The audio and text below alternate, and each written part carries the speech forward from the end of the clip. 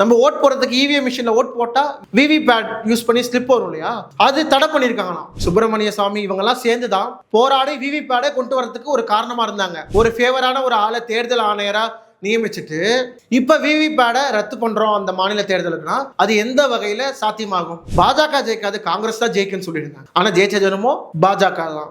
EVM machine தயாரிக்கிற நிறுவனங்கள் இருக்கு இல்லையா, அதோட தலைமை அதிகாரிகளும் மோடியும் நெருக்கமான நண்பர்கள். அப்ப பாஜக அரசு இவிஎம் மிஷினை வச்சுதான் மோசடி பண்ணி எல்லா இடத்தையும் ஜெயிச்சாங்களா?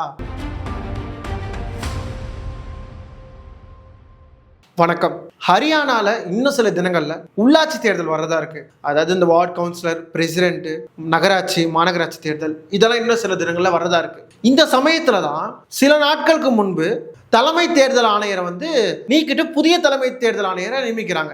அவர் யாருன்னு பார்த்தா ஞானேஷ்குமார். அந்த ஞானேஷ்குமார் யாருன்னா அமித்ஷா இருக்காருல்ல, அவருக்கு ரொம்ப நெருங்கிய நண்பர். அவர் தான் புதிய தலைமை தேர்தல் ஆணையரா நியமிச்சிருக்காங்க. சரி, இவரை நியமிச்சது மட்டும் இல்லாம இரவோடு இரவா திடீர்னு மாத்திருக்காங்க அவரை. அந்த செய்தி உங்க எல்லாருக்குமே நல்லா தெரிஞ்சிருக்கும்னு நினைக்கிறேன். தெரியாதவங்க தெரிஞ்சுக்குங்க. அவர் சில தினங்கள்லயே பார்த்தா இப்ப ஒரு அறிக்கை வெளியிடறாரு. அது என்னன்னா, ஹரியானால உள்ளாட்சி தேர்தல் வரப்போறது இல்லையா, அந்த உள்ளாட்சி தேர்தல்ல நம்ம ஓட் போடுறதுக்கு இவிஎம் மிஷின்ல ஓட் போட்டா விவி பேட் யூஸ் பண்ணி ஸ்லிப் வரும் இல்லையா, அது தடை பண்ணிருக்காங்களாம். அதாவது விவி பேட் வேண்டாம்னு சொல்லியிருக்காராம். அது எப்படி நியாயமா சொல்லுங்க? இப்ப ஃபர்ஸ்ட் விவி பேட் எதுக்காக கொண்டு வந்தாங்கிறது நிறைய பேருக்கு தெரிஞ்சிருக்கும். தெரியாதவங்களுக்காக நான் சொல்றேன். இவிஎம் மிஷின் உருவான காலகட்டத்தில் பார்த்தா அனைத்து கட்சிகளுமே சரி, இப்ப இருக்க பாஜகவும் சரி, காங்கிரஸும் சரி, மற்ற கட்சிகள் எல்லாருக்குமே இவிஎம் மிஷின் மேல சந்தேகம் இருந்தனால, முக்கியமா சொல்லலாம் பாஜக பல பிரமுகர்கள் தான் இதுக்காக போராடி, அது மட்டும் இல்லாம ஆர்எஸ்எஸ் காரங்களும் சரி, சுப்பிரமணிய சாமி இவங்க எல்லாம் சேர்ந்துதான் போராடி விவி பேடை கொண்டு வரதுக்கு ஒரு காரணமா இருந்தாங்க. அந்த விவி பேடை என்ன பண்ணுனா, இப்ப நம்ம இவிஎம் மிஷின்ல ஒரு நபருக்கு, அதாவது இப்போ நான் உதயசூரனுக்கு ஓட்டு போடுறேன் அப்படின்னா, எனக்கு விவி பேட்ல உதயசூரனுக்கு நான் ஓட்டு போட்டால் அந்த சீட்டு வந்துடும்.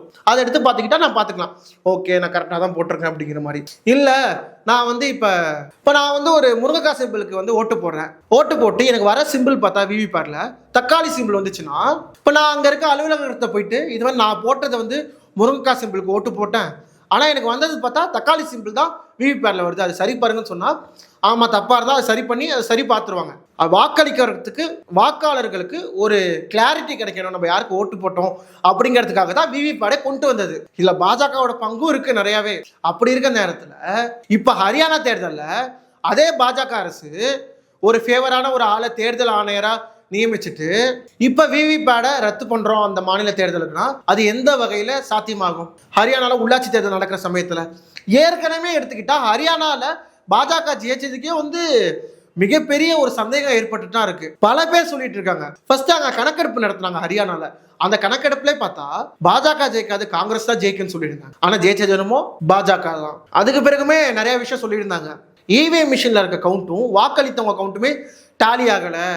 அதே மாதிரி இவிஎம் மிஷின்ல நிறைய இடங்கள்ல சார்ஜ் 99% வரைக்கும் இருந்துச்சு. ஈவினிங்ல எடுத்து பாக்குறப்ப, அதை சோதனை பண்ணி பாக்குறப்ப 99% இருந்துச்சுன்னாங்க. அதுக்கு பிறகு எடுத்துக்கிட்டா வாக்களித்தவங்க எண்ணிக்கையும் ஓட்டோட எண்ணிக்கையும் பார்த்தா டேலி ஆகல. ஸோ பல குழப்படி ஹரியானா தேர்தல முன்னாடியே இருந்துச்சு. இப்போ உள்ளாட்சி தேர்தல் நடக்கிறப்பயுமே இப்ப விவி பேட் இல்லைங்கிறது இது ரொம்ப பெரிய சந்தேகத்தை ஏற்படுத்துறாங்க உள்ள மக்களுக்கெல்லாம். இப்ப ஹரியானால சில தினங்களுக்கு முன்னாடி தான் ராகுல் காந்திக்கு நெருக்கமான ஒரு 22 வயசு இளம் பெண்ணை கொன்னு சூட்கேஸ்ல வச்சிருந்தாங்க. இப்ப அதுக்கு அடுத்தது பார்த்தா இப்ப உள்ளாட்சி தேர்தல் வரப்போகுது. அந்த நேரத்துல விவி பேடை ரத்து பண்றாங்க. மகாராஷ்டிரா தேர்தல் நடந்துச்சு இல்லையா, இப்ப அதுலயுமே நடந்து முடிஞ்சதுக்கு பிறகு ராகுல் காந்தி ஒரு கேள்வி எழுப்பியிருந்தாரு. அது என்னன்னா, இதுவரைக்கும் வாக்காளர் பட்டியலில் இருந்தவங்களோட எண்ணிக்கையை விட கடந்த 5 வருடத்துல பல லட்சம் பேரோட பேர் இப்ப இடம்பெற்றிருக்காங்க. பல லட்சம் பேரோட பேர் இப்ப சேர்க்கப்பட்டிருக்கு. அது எப்படி சேர்க்கப்பட்டுச்சு அப்படின்னு சொல்றாரு. அது மட்டும் இல்லாம அவர் ஒரு கணக்கு சொல்றாரு.